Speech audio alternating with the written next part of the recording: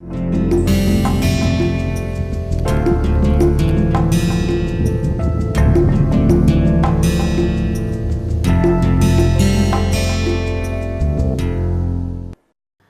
the fifth module of our lectures, we are going to focus on the continuum of the practice, that is like the range how the spreads are, and that has been discussed earlier also, but now we are discussing it with a special focus with the ancient centers, the current practice, and it also is going to include the method material which are commonly used traditionally, and also like the paradigm shift will be discussed in the following lectures.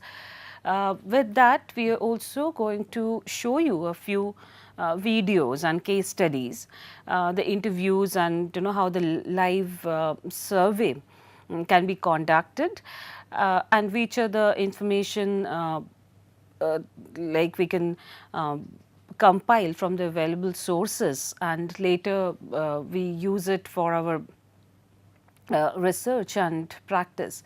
That way we know that each villages perhaps in this country has a tradition of some ritualistic tradition, and there are commonalities and varieties that we discussed in our previous topics. So, it developed in its own scroll painting tradition also, which includes narrative scrolls and the stories, myths in poetic formats supported by narrative illustrations that are marked by the characteristics of content from the technique developed on the local ethos, the ideologies, the principles, the available patronage, supports, and that together they indicate the socio-economic condition that comes into some favor.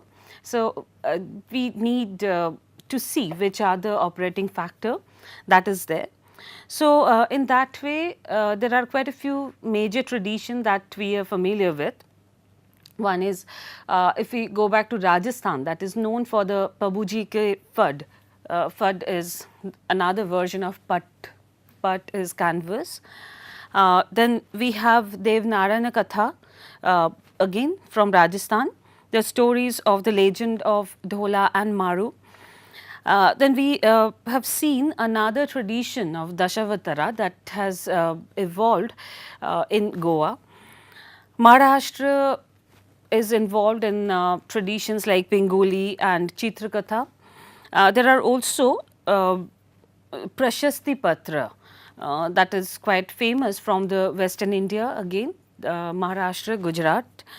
Then Matani Pachedi of Gujarat, that is also a very significant tradition, where it had a different origin. We are going to talk about all those ancient center, but this is also something that we should know, that this is a combination of a block printed image with some color failing in some part. So, that has given us a very different paradigm of executing those things on textiles. So, we will see the present condition of Matani Pachedi because of different issues like all other tradition, it has shifted from its previous center. So, we are going to slowly unfold the knowledge like as much as we can gather from all the sources. Then for this particular lecture, we are going to focus on Odisha, Bengal and Madhubani, that we have been doing earlier also. So, Odisha is famous for, Odisha and Bengal, they are famous for the Patachitra tradition, and other than that, there is another tradition which is very well known in Andhra Pradesh, that is Kalamkari of Sri Kalahasti, and apart from that there are charial paintings, which is almost a similar, some analogous tradition, that is the Warangal paintings or the charial paintings of Lingoda and Warangal in Andhra Pradesh and Telangana. So, we are going to focus on all those things and carry out with our lectures. So, seen in the picture are the images which are from the documentation that has been conducted by me in Raghurajpur, home to Odisha's Patachitra, that is situated 4 kilometers away from the pilgrimage town of Puri, known for the Jagannath temple that attracts a huge number of visitors. On the southern banks of the river Bhargavi, that's a source of water that they have.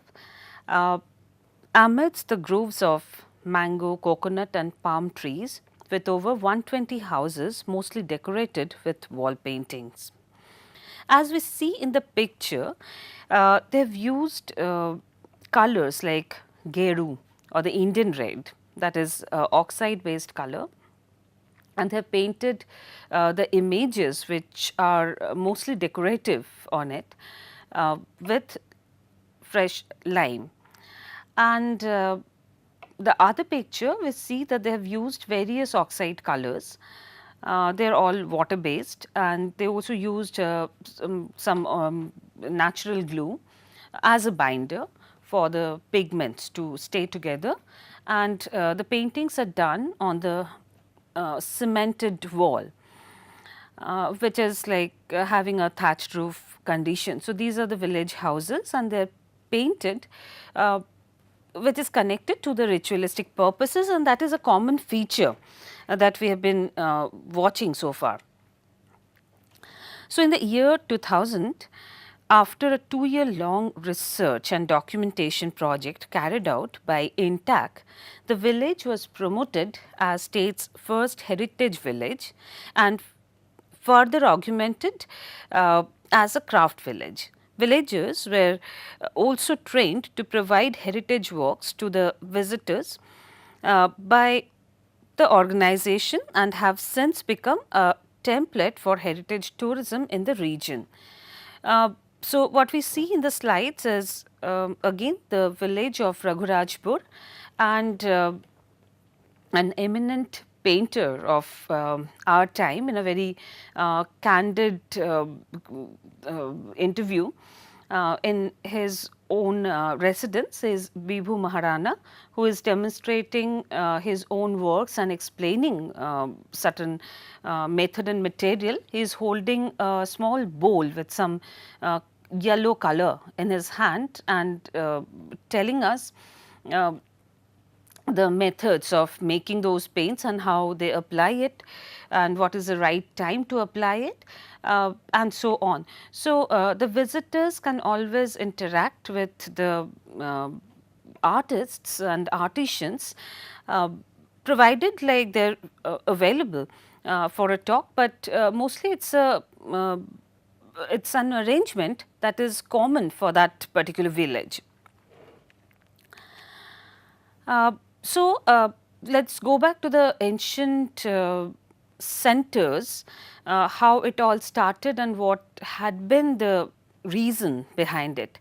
So, in the first half of 19th century, the entire village was involved in the practice of painting Patachitra, but now there are only 18 odd families continuing the tradition. During the month of Jyeshtha, that is around May, June, the Snan Yatra, an age-old customary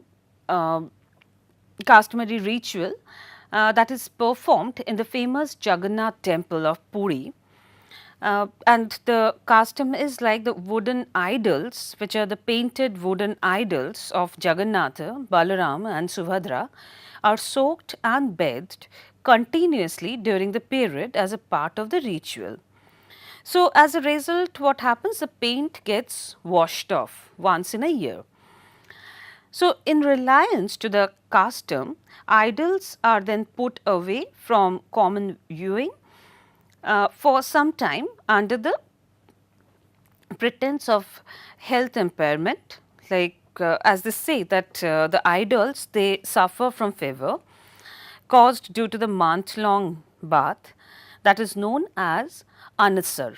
So, this paintings because of that is known as Anasar painting, and we will see how this is the full picture uh, done in long back by Panu Maharana.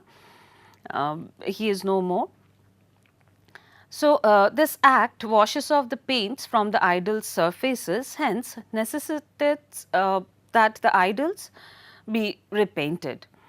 So, in the absence of idols, the local artists are commissioned to paint the images of Jagannatha, Balarama and Subhadra on Patachitras that temporarily replace the idols in the temple complex. Such paintings, known as Anusar Patachitra, are based on the theme of Lord Shri Krishna, the original form of Jagannatha. And what we see in the picture that was explained by his son and grandson, there had been a very interesting border. The use of this border with black and white is suggestive of the stone built structure of the temple itself. So, there are references from the temple, and that is perhaps the reason that this particular folk art style is very sophisticated, because it is coming from a uh, temple tradition, and the temple had been patronized by the local king over there, who had interaction with the Western Indian artists who came over, and they were all the court painters. So, there had been some interaction between the court painters and the local artists.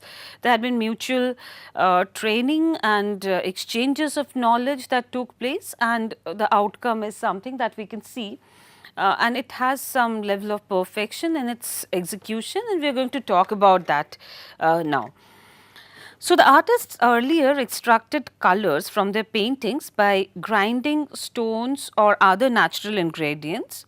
They prepared yellow from Hartaki, red from Hingul, and used lamp black for line and white clay for white.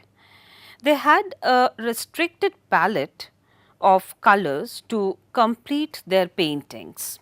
What we see in the picture is a demonstration, a very quick demonstration by Bibhu Maharana, uh, who took a palm leaf and scratched out the image. It is a aged out thing with a needle. The image was drawn and it was not visible. Then he picked up a leaf and rubbed it over the image. So, the pigment that is colored, that has gone inside the etched areas, the engraved lines, and then he rubbed it off, like the upper part was wiped off very neatly, and then it resulted into a line drawing. So, the line drawings are not direct, and that gives it a very interesting character. It does not look very stiff and mechanical because of different hand pressure with the needle. The drawing has variation in line, though the, like, we cannot compare this with the naturalistic variation in line. It has certain idealism into it. They are also decorative in its character. But all this palm leaf artworks, that is like a parallel tradition that like goes on in the same zone. We see that the figurations are very sophisticated with the right variation of line that gives it a monumental quality. The thick brushes for filling in colors were made from the hair of a calf traditionally. The medium brushes were made out of the hair of goat from the lower abdominal part. Finer brushes were made out of the fur of a rat. They also used cow and squirrel hair brushes with sheer perfection. A gum made of tamarind seed extract is still used to prepare the base, that is known as a part or canvas, by pasting the layers of cloth. A decorative border is a must to begin with the painting. So, there are two images from a dark interior of a house.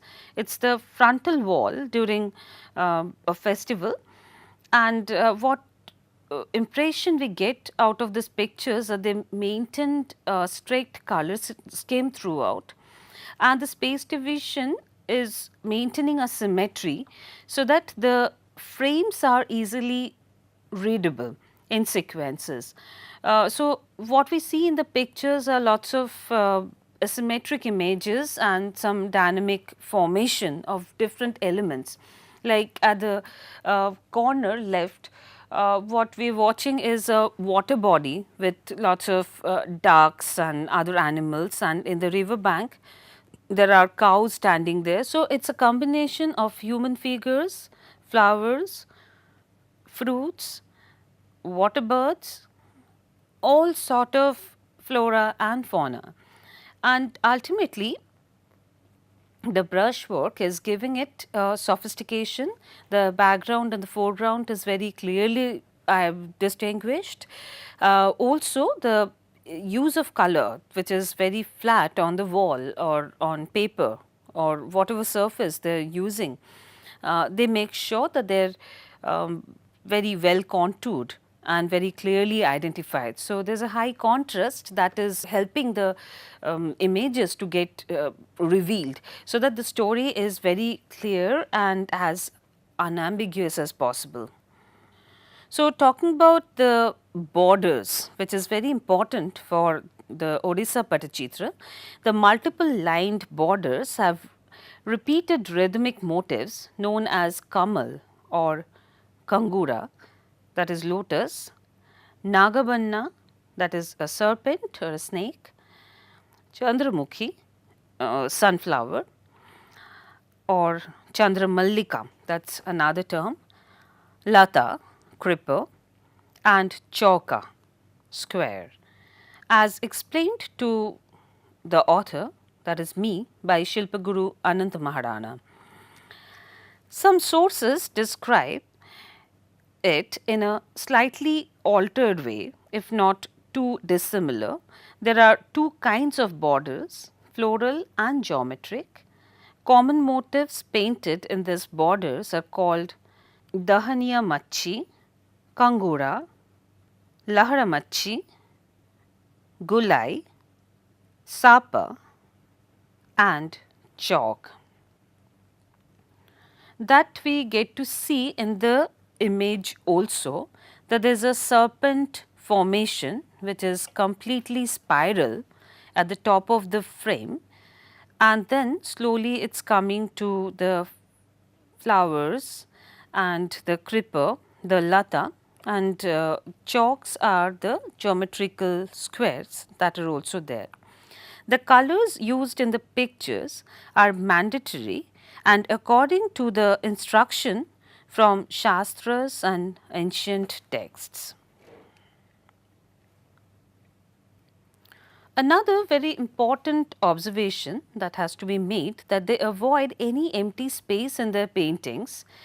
They have this tendency to fill up everything, and the reason perhaps is that they did not want any pictorial depth to be created that gives us a illusion of depth.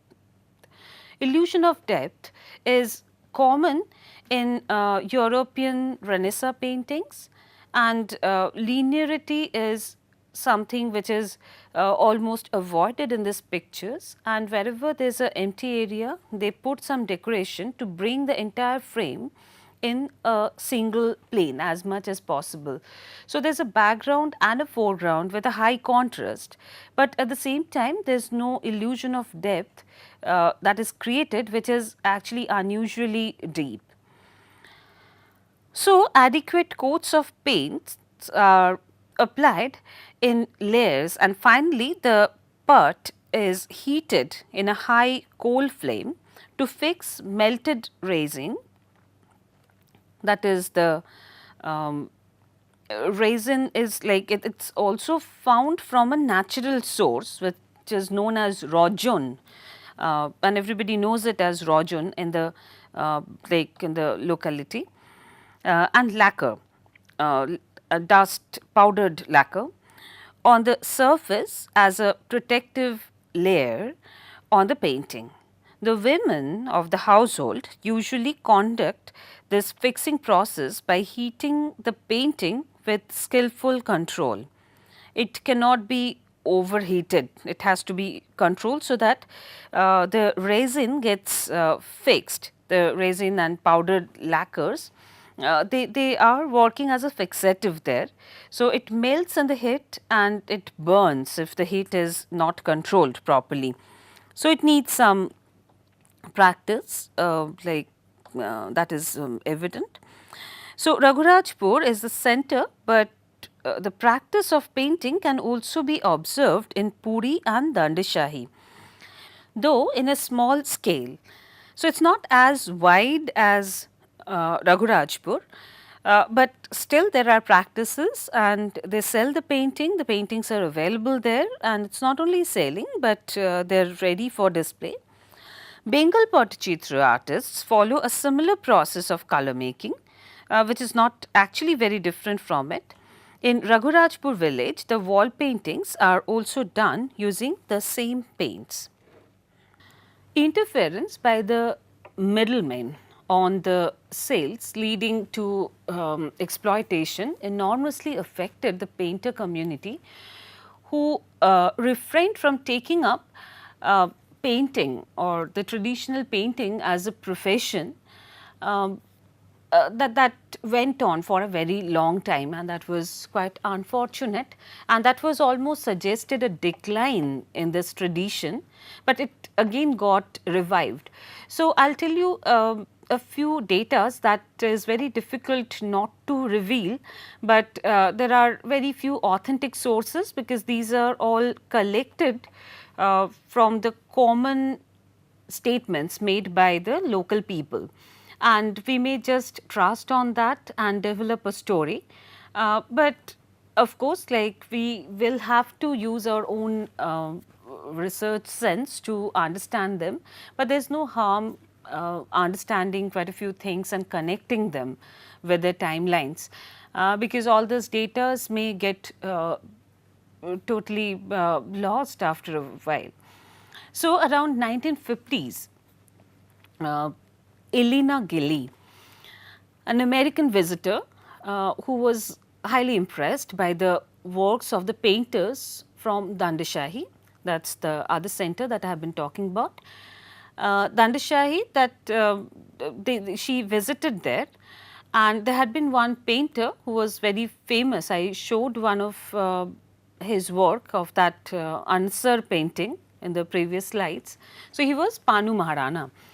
So, Elena Gilly, what she did, she purchased all his work and then she kept it in her collection. So, it is not just buying something, but this kind of a patronage also makes the artist realize how valuable their works are, and it has some historical significance. So, one cannot resist but collecting the whole thing and keeping it for her own use.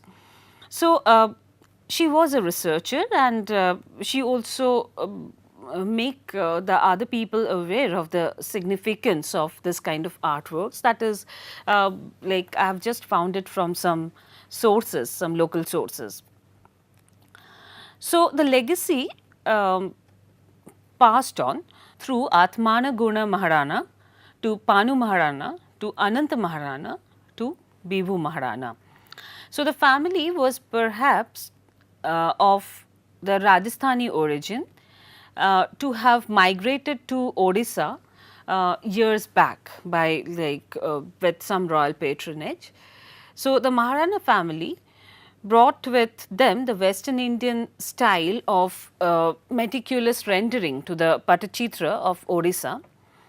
It has a sense of perfection similar to the paintings executed under the royal patronage. The folk paintings of Odisha do not represent any naive or primitive quality, or something, you know, which is common in the other zones like Bengal or Bihar, Jharkhand, that like from the examples that we have gathered in our previous lectures. Several authentic sources in the area stated by Elena Gilly, the American art connoisseur, was informed about Raghurajpur being the main center of the painting tradition from the shopkeeper, like you know, who was a source in Chandanpur. That is also a adjoining village. So, following her visit to the place, she actively involved herself to the cause of improving the condition of the painters, the living condition, the working condition and all, and thereby ensure the continuance of the age old practice, so that they get supported sufficiently and continue with their practice peacefully, because it was needed. So, she just made some arrangements, she did her bit. She organized a competition to encourage the painters who are already disappointed and apprehensive about the growth of this tradition. There are also stories that there are people like Agadhu Maharana. I just got the name from a interview that I conducted. He was selected as the first prize winner in that competition arranged by Elena Gilly, who was an American visitor. And later they found out that the painting was not entirely done by him, or maybe he was like he took some references from Panu Maharana. Whatever it is, Panu Maharana, for their opinion, was the one who deserved it. But he didn't get it. So, there had been some sense of, you know, injustice that took place, and that led to some disturbances. And finally, there had been another artist who was Jagannath Mahapatra, who was of that particular name is of a great importance in the history of the evolution. So, this person was very interesting. He was entirely artistic. He knew all the rules and norms of from tradition. He was the mastermind of many of the artworks that was common there. He knew how to do it, and he was a great teacher. But his thing was, he was a very peaceful person. He didn't participate in that competition in the beginning, and he was quite reputed as a painter. But in the daytime, he worked as a machin, and in the evening he used to work with the folk plays, the local folk theatre. So, he was an actor, a multi-talented person. So, the painter community of Raghurajpur village, they decided to go to him with the sense of injustice that they were carrying with them. So, they met him and described the whole dissatisfaction led by the competition and all. So, the painter community then, you know, they explained all the incidents in detail.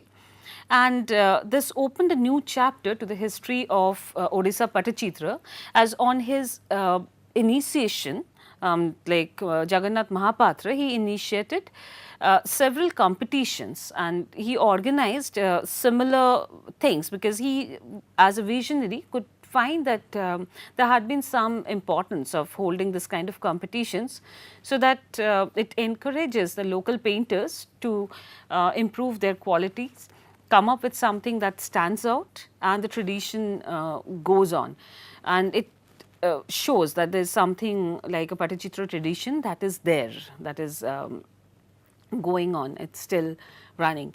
So, the painter community, what they did, they organized this kind of events with the help of Jagannath Mahapatra, and Jagannath Mahapatra became a exponent, pioneer for the growth and survival of the Patachitra tradition there, amongst many other people. So, it also generated some kind of a dissatisfaction eventually, which was very unfortunate, and the reasons are not clear, but many people said that Jagannath Mahapatra was not able to put up with so much of envy and jealousies all around him, that was somehow affecting his creation and the inner joy that is very important for those kind of artworks for their creation. So, what he did, he actually left home for a while, and then he was slightly troubled and dismayed. So, Jagannath, he left home only to return in 1959 to start a Gurukul ashram in Raghurajpur, that is still there. So, the government then rewarded him with a doctoral degree. And in the year 1965, he started training the Patuas, the local Patuas, the apprentices at the College of Craft. Sushant Mahapatra, son of Jagannath Mahapatra, is the practicing artist who readily demonstrates the works of his father to the visitors till now. Now, I will just go back and explain another documentation. As I said that we are trying to connect and tell a story with the available resources.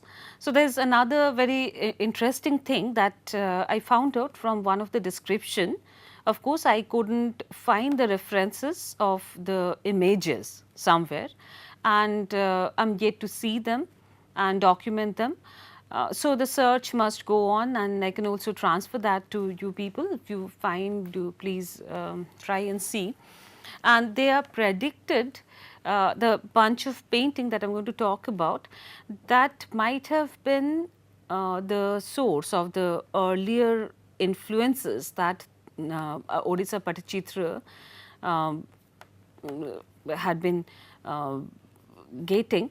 Let us understand, it's like the sources by Debaprasad Ghosh in the preview on a collection of paintings of Odisha that is preserved in Ashutosh Sangrahashala in Calcutta University, throws light on the stylistic influences, the probable stylistic influences that has shaped up the tradition of past 3 decades. His findings are based on the collection comprising of more than 250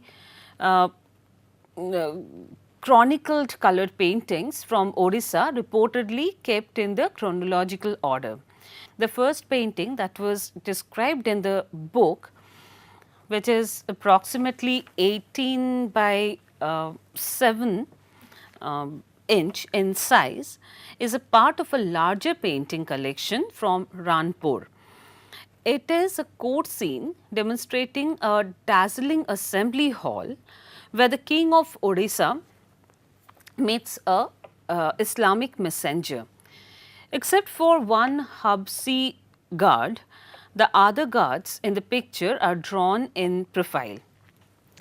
It is assumed to be an illustration of some significant historical fact related to the description of the messenger from Golconda to the court of Odisha as mentioned in Aini Akbari. So, these are the sources that is predicted by Debaprasad Ghosh, the researcher, a very eminent researcher in the folk culture and folklore. And what he is saying that Aini Akbari has the reference of the visit of Muslim messenger to the court, and it was a significant instance, like it is important enough to be documented in the form of a painting. And in that painting, they used, as they are saying, that there had been one face that was in profile, the rest of the things were frontal. So, we can make out that this series of paintings impacted the local traditional paintings to a large extent, because there are similarities with the description. So, the predicted timeline of this painting is the later part of 17th century AD, when Patachitra paintings were in its pinnacle. So, the painting explicitly demonstrates influences of Mughal, Western Indian and South Indian style in it. That particular painting, the painting as per Debaprasad Ghosh's description, adheres to a palette of red, yellow and green. It also has rust and orange. Unlike Mughal painting, The main character is not placed on a high pedestal, it's blended. The figures are energetic, lively and active with slight tilted head to give it some kind of a movement that that it just indicates the participation that they are speaking with a tilted head, all placed in a zigzag linear formation just to accommodate more people, to emphasize on the crowd. It is an assembly and many people are present there. So, it has a zigzag linear formation with stretched body gestures, their hands raised in various postures, which is very expressive, with fine curvature of their swords, flags and rods, having some alert expression in their face.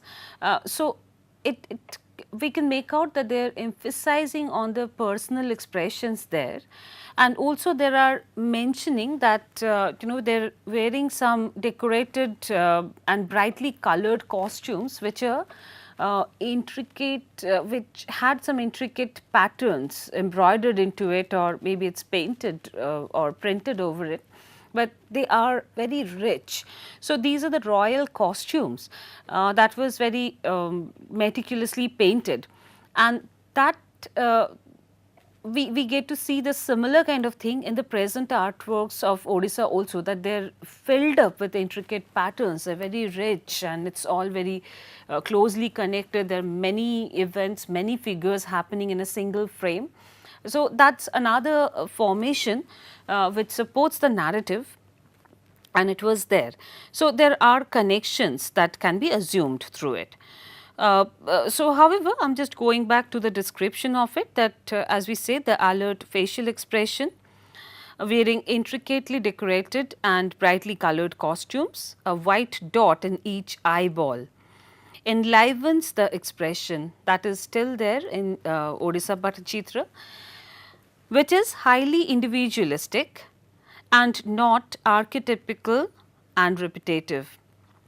So, the scheme of color is reminiscent of Mughal painting, of course, over decorativeness typically of Odisha's existing artwork, detailing in the draperies as similar to the southern western style, maybe the Kalamkari and other block print tradition that was there, also the Hembrew and other things that we can make out, because that was the local costume of that time after the Muslim invasion. As compared to the exuberance of the figuration, the quotations of Jahangir and Shah Jahan's assembly from the pure Mughal painting look more archaic and as stiff as the dolls of Ras Leela ceremony. So, that was the observation. So, it is more like what we see in these paintings, we can figure out that that was more like a formulation of the local style and with the royal influence. So, when it becomes too formal, so these paintings were something which was in between. So, they worked as a transition, or perhaps it was a parallel tradition. So, what we see there is, like, if we compare them from the paintings of Jahangir's or Shah Jahan's time, where the quotations were there, the other scenes, the royal court scenes, they seem to be much more formal, stiff, and in fact, to his description, they were more archaic in their expressions, whereas this series of paintings were more lively, because perhaps the local influences were also there. So, in that way, it added a very new quality, unlike the Ras Leela dolls, which are expressionless. So, the folk painting of Odisha are much more refined and balanced as compared to the other folk traditions, for that reasons perhaps, in reference to the sophistication. But then that is not the only criteria to praise the artworks, but right now we are trying to see and appreciate the tradition. When we compare, we feel that the level of sophistication was much higher because of this royal patronage, but that can also be, it can also be said that affects the purity of the folk aesthetics that is even quite well appreciated throughout. So, the subject matter of Patachitra can be broadly divided into 6 categories. So, the pictures of Lord Jagannath, episodes from Hindu epics, themes from folklores and fables, ritualistic themes which are connected to the regular vrat and other rituals. There had been patterns and symbolic images which are connected to that, and then like that is connected to worshipping different gods and goddesses, sometimes the local gods and goddesses, animals, birds, and the erotic themes.